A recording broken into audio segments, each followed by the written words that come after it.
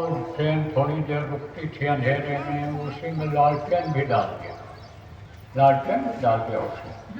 अब आप ये समझो कि थोड़ी बहुत ट्रेन जाने के बाद कहीं तेल में हल्का सा गर्मी पैदा हुआ, धुआं निकला तो फट से लोगों ने जंजीर खींचा तो उसका वहाँ सब रुक गई ट्रेन और दौड़ करके आए कि भाई धुआं फैल रहा है, जल्दी से सामान निकाले। और फिर समझो कि सबके सब बच गए। वहाँ पे समझो कि आग लगती है, कहीं समझो कि ट्रेन रुक गई, अकल आ गई किसी को कि भाई खींच लो इसको, और सब बच गए। तो जो गार्ड था, गार्ड नहीं था भाई, ये तो कोई महान शक्ति इसमें बैठी हुई थी कि जिसकी वजह से ये लोग बच गए। नहीं तो ऐसे केस मैंने नहीं देखा है कि जलती हुई लालटेन के नीचे यानी पड़ी रहे, ऊपर से रजाई कंबल ये बिस्तर पड़ा रहे और उसमें आग न लगे। वो तो मतलब ये है कि धुआं ही होकर के रह गया, और नहीं तो अभी तो ये सब जल के खाक हो गए हो।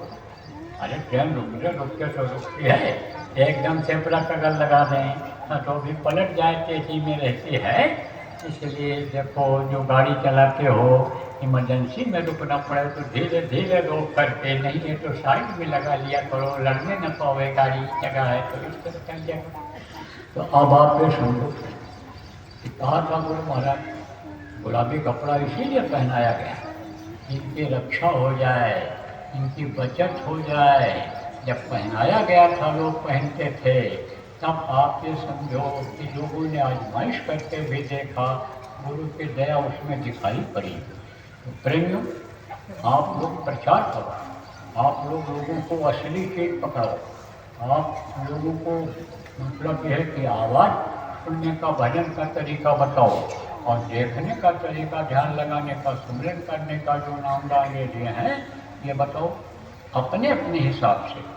जैसे आप रोज काम करते हो, लेट्रिन जाने का, नहाने धोने का, खाना खाने का, खेत में जाने का, आप समझो काम करते हो, नौकरी पर, मजदूरी पर जाने का काम करते हो, समय निकाल करके, ऐसे समय निकाल करके आप लोगों को समझाओ, प्रचार करो। आप एक काम ये बहुत पुराना गुरु महाराज छोड़ करके गए हैं, इसको पूरा करना है। देखो ये प्रचार हुआ तब इतनी भारी भीड़ आई। अब ये जो पुराने लोग हैं, ये अंदर अंदर सोचने लगे होंगे, जो यहाँ के आए होंगे, देखे होंगे कि भाई एक आवाज़ पर, एक झंडे के नीचे, एक बाबा के लिए इतने आदमी कभी इकट्ठा हुए ही नहीं होंगे। अम्बाला का पीछे का रिकॉर्ड आप लोगों ने तोड़ दिया। तो खबर लगी जब आपको कि चलें वहाँ पर हमको कुछ मिलेगा, तब आप यहाँ पर आए। तो प्रचार करो, खूब जोरदार प्रचार करो, जोर शोर से प्रचार करो। अब कोई भी काम करना होता है, प्रचार करना होता है, किसी भी मिशन को आगे बढ़ाना होता है, तो उसकी योजना बनाई जाती है, और योजनाबद्ध तरीके से जब काम होता है तब सफलता मिलती है। तो योजना कैसे बनाना है, आपको क्या करना है, गांव में जो भी सत्संगी हैं, जो भी प्रेमी हैं, उनकी कमेटियां बना दो, प्रचार की ड्यूटी उनको दे दो, सुमिरन ध्यान भजन समझाने की ड्यूटी उनको दे दो। कमेटी गांव तक बना दो। ये जिम्मेदार आपसे न संपर्क कर पाएँ तो आप खुद सब लोग जो गांव से आए हो, जितने नामधारी हो, या आप गांव से आए हो, गांव में जाओ, देखो आप यहाँ जितने नामधारी हैं उनकी आप कमेटी बना लो और ड्यूटी बांध दो। भाई ये आगे बढ़ेंगे, प्रचार के लिए चलेंगे, कहेंगे ये योजना बनाएंगे, इस गाँव में जाना है, आज वहाँ पर जाना है, हम के साथ सब लोग चलेंगे। एक दिन का समय निकाल करके, छुट्टी जिस दिन होती इतवार को, उस दिन चलेंगे, सुबह शाम ले जाएंगे। ध्यान भजन वाले की ड्यूटी दे दो, ड्यूटी नियुक्त कर दो, ये सबको बुलाएंगे ध्यान भजन के लिए, और यहाँ पर ध्यान भजन होगा, ये जगह दे देंगे हमको, इनके पास है साधना शिविर जो लगाना है उसके लिए जगह दे देंगे, सहयोग करेंगे। तो इसकी सब कमेटियाँ बना लो, ड्यूटी बांट लो, जिला के 5 जिम्मेदार, 10 जिम्मेदार, प्रांत के 5 के 10 जिम्मेदार, 10 जिम्मेदार केंद्र के सब जगह कहाँ कर पाएंगे? तो इकाइयाँ नीचे बन जानी चाहिए और काम नीचे से शुरू हो जाना चाहिए, तो जल्दी काम हो जाएगा, जल्दी लोग अच्छे बन जाएंगे, जल्दी लोग भजनानंदी बन जाएंगे, जल्दी लोग सतयुग में रहने लायक बन जाएंगे, जल्दी लोगों को सतयुग में रहने लायक, सतयुग देखने के लायक बना पाएंगे। इसलिए आप लोग ये काम कर लो, सब योजना बना लो, जहाँ जहाँ नहीं कमेटियाँ बनी हैं वहाँ बना लो, तब समझो काम आगे आपका बढ़ जाएगा। और देखो प्रेम, साधना शिविर लगवाना है, तो साधना शिविर क्यों लगवाना पड़ा? इसलिए लगाना पड़ा कि लोग नामदान भूलते जा रहे हैं, कुछ करना है सिमरन ध्यान भजन, मुझे याद ही नहीं रह पा रहा है, और दुनियादारों के बीच में रहते हैं, तो दुनियादारों के बीच में रहने से उनका रंग चढ़ रहा है, भजन का रंग चढ़ने के बजाय, गुरु भक्ति का रंग चढ़ने के बजाय दुनियादारों का रंग चढ़ रहा है। और वो रंग ऐसा है कि आप ये समझो कि काला रंग है, तो सूर्य श्याम काली कमले पर चढ़े न जो रंग, फिर दूसरा रंग चढ़ाने में बहुत दिक्कत होगी, क्योंकि वो काले रंग में रंग गए, काल के चक्कर में आ गए, काल के जीवों के चक्कर में आ गए, तो उसके चंगुल से निकालने में संतों को भी दिक्कत होती है और जीवों को भी निकलने में दिक्कत होती है। तो जब हमने ये देखा कि ये फंस रहे हैं सब, दुखी है परिवार, लड़के लड़कियां जो है सुनते नहीं हैं, मन का काम करते हैं, बहू अपनी तरफ खींच रही है, बेटा अपनी तरफ खींच रहा है, बुढ़ा और बुढ़िया अपने अकड़ में बैठे हैं, वो अपना चाहते हैं, तो बीमारी बढ़ती जा रही है। कौन सी बीमारी? लड़ाई झगड़ा की बीमारी, शरीर की बीमारी, खान पान खराब हो रहा है लोगों का, चरित्र गिर रहा है लोगों का। तब हमने कहा भाई ये निष्फल न चला जाए, अगर इनकी ज़िंदगी ऐसे न ख़त्म हो जाए कि रात गंवाई सोई कर, यानी दिन गंवाया खाए, रात गंवाई सोई कर दिन गंवाया खाए, और हीरा जनमन मोल मिला कौड़ी बदले जाए, ये कौड़ी बदले चला जाएगा अनमोल मनुष्य शरीर, जिसके लिए देवता तरसते हैं, नर समान नहीं कौनो देही, जीव चराचर जाचक यही, जितने भी चल चल के जीव मनुष्य शरीर को मांगते रहते हैं भजन करके पार होने के लिए, वो इनका निष्फल न चला जाए, बेकार न चला जाए। इसलिए हमने कहा भाई अब साधना शिविर लगाने की ज़रूरत है, तो साधना शिविर लगाया गया। तो मुहूर्त से जब कोई काम होता है तो उसमें कामयाबी मिल जाती है, तो मुहूर्त उसका निकाला, और मुहूर्त से साधना शिविर लगाने के लिए जगह जगह पर कहा गया। उसके बाद में आपके समझो कि इन साधना शिविरों का नाम भी रखा गया, मुहूर्त का साधना शिविर, फिर दुख निवारण साधना शिविर। मुहूर्त से जिन्होंने शरण ग्रहण किया और करने लग गए बराबर, लेकिन तकलीफ उससे गई नहीं, तो कहा गया भाई ये तकलीफ दूर करने के लिए दोबारा फिर साधना शिविर जगह जगह पर लगाओ।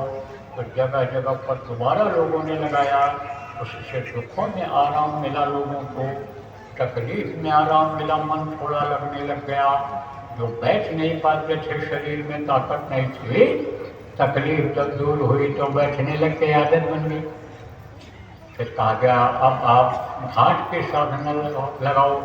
तो घाट की साधना में क्या होता है कि जैसे आप ये समझो कि नदी होती है और नदी पार करना होता है, तो वहाँ पर घाट बने रहते हैं।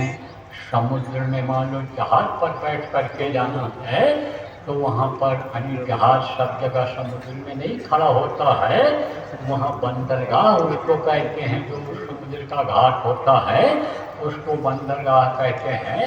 बंदरगाह पर जब कोई जाता है तभी पानी के जहाज में बैठ करके एक जगह से दूसरी जगह आ जा सकता है। अब आप समझो कि इस भाव सागर से अगर पार करना है, इस पिंड से पिंडी शरीर से जीवात्मा को निकालना है, तो उसका घाट अंदर में है। जैसे नदी का घाट अंदर में है, जैसे नदी का घाट होता है जगह जगह पर, जगह जगह पर होता है, तो वहाँ जाना पड़ता है। वहाँ जाना पड़ता है तो मल्लाह वहाँ से फिर पार करता है। ऐसे ऐसे भव सागर से पार होने के लिए, जन्मने मरने की पीड़ा से छुटकारा पाने के लिए, ये जो रोते हो हंसते हो, ये देखो कमाते हो और खाते हो, पेट में डालते हो पच जाता है, सुबह खाली करके आते हो फिर भूख लग जाती है, बार बार वही काम करना, बार बार आनी समझो जन्मना और मरना, वही कमाना और खाना, वही बच्चे पैदा करके मर जाना, यह है भवसागर। डूब रहे हो तैरा रहे हो, डूब रहे हो तैरा रहे हो। इससे अगर पार होना चाहते हो, फिर नहीं आना चाहते हो भवसागर में दुख झेलने के लिए, तो घाट पर बैठो। घाट कहाँ, इन्हीं दोनों आँखों के बीच में घाट है, वहाँ सदगुरु के जहाज लगे हुई है, नाव लगा हुआ है। इधर से ध्यान को हटाओ, उस पर बैठ जाओ, शब्द रूपी जहाज जो उन्होंने लगा दिया है उस शब्द को पकड़ो और उस जहाज पर उड़ करके पहुँच जाओ। बहुत तेजी से जीवात्मा जाती है। इधर जब तक इसमें रहती है, इसकी चाल चींटी की तरह रहती है, ऊपर जाती है तो मछली की तरह से हो जाती है, और जब ऊपर जाती है तो बंदर की तरह से कूद कूद करके ऐसे और यात्रा को पूरा कर लेती है। फिर उसके बाद में और आगे जब जाती है, जब बिल्कुल निर्मल हो जाती है, कोई आवरण पर्दा, कोई शरीर का पर्दा नहीं रह जाता, ये चारों शरीर जब उतर जाते हैं और मन अपने भंडार में रुक जाता है, ये समझो कि ये जब निर्बंध हो जाती है, बंधन मुक्त हो जाती है, तब इसकी गति विहंगम हो जाती है। विहंगम गति, विहंगम का मतलब कोई और छोर नहीं, सीमा नहीं, लिखा पढ़ी भी चीज़ नहीं आती है, वो हो जाती है ये। तो वो जहाज लगी हुई है, इसी नाम की जहाज, तो वहाँ बताया गया बैठो। उसके बाद में फिर समझो पिंड छूटेगा कैसे, पिंड छूटेगा नहीं तो आगे जाएगी नहीं, तब पिंडी साधना, ब्रह्मांडी साधना, अंडी साधना, अंडी साधना, पिंडी साधना, यानी पिंड से जीवात्मा निकले, फिर अंडलोक से प्रत्यक्ष हो के अंडलोक से निकल जाए और फिर ब्रह्मांड को पार कर जाए, विहंगम गति हो जाए इसकी, वो साधना लगाएगी, साधना कराएगी। अब देखो कि ये जो अभी की बात साधना बताई गई है, ये खाली समझो कि चित्त की साधना, चित्त आपका लगने लग जाए, चित्त गलत चीज़ का चिंतन न करने लग जाए, चित्त दुनिया की चीज़ों में ही न लग जाए। इच्छा ऐसी जो बनती है, चित्त बनाता है, इच्छा खत्म होती है, उसके लिए चित्त की साधना। और दूसरी साधना बुद्धि की रहेगी, एक खंडों में रहेगी, 4 खंडों में, 4 बार में लगाना रहेगा, 3-3 दिन का। पीछे जो साधना शिविर लगी है 24 घंटे की लगी है, 3 दिन की लगी, 5 दिन की लगी, उज्जैन में 9 दिन की लगाई गई थी। तो अब आप ये समझो प्रेमी कि यानी समझो ये 4 साधना शिविर लगाई गई, इससे समझो बुद्धि सही हो।